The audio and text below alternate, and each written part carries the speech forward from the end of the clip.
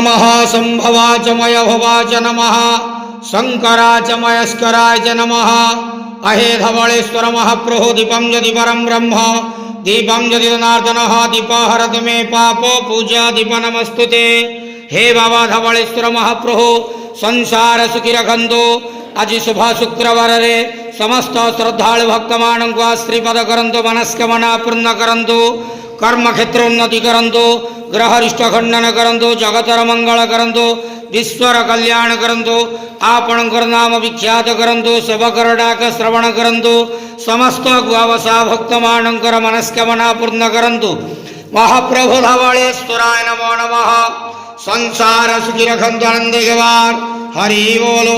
आज शुभ शुक्रवार रे समस्त श्रद्धालु भक्त मानक श्रीपद करंतु आनंद गवार हरि बोलो।